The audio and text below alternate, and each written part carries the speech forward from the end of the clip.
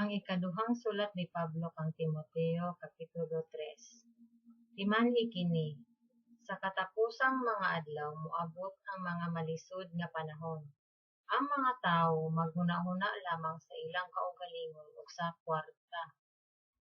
Hambugiro sila, mapahitason, bugal-bugalon, masupilon sa ilang mga ginikanan, dili mapasalamaton ug dili Diosnon.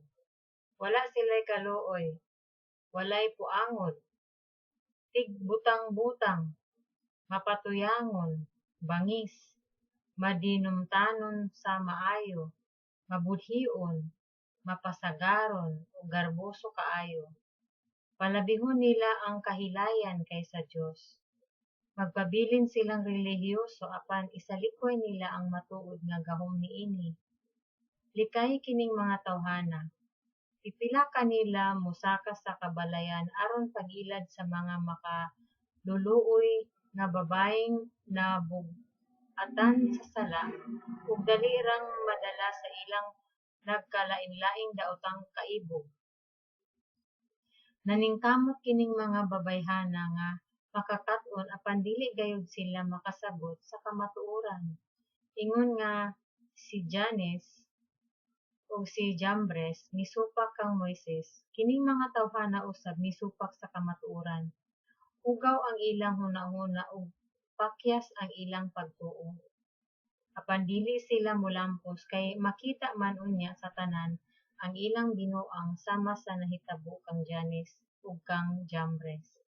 Apan walay natago gikan kanimo sa akong gitudlo, sa akong kagawian ug sa akong tumong sa kinabuhi.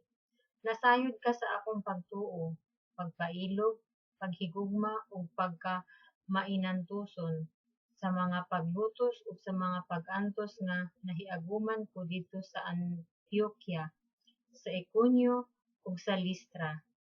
Apan giluwas ako sa Ginoo gikan niining tanan. Ang tanan nga nagtinguha sa pakignabuhi nga Diosnon diha kang Kristo Jesus lutuson gayud. Apan ang mga daotan ug tigpakaaron ingnon mosamot pagkadaotan. Manlimbong sa uban ug malimbungan usab sila. Apan ikaw pabilin diha sa mga kamatuoran nga gitudlo ko kanimo ug hugot mong gituohan kay nakaila ka man sa nagtudlo kanimo niini.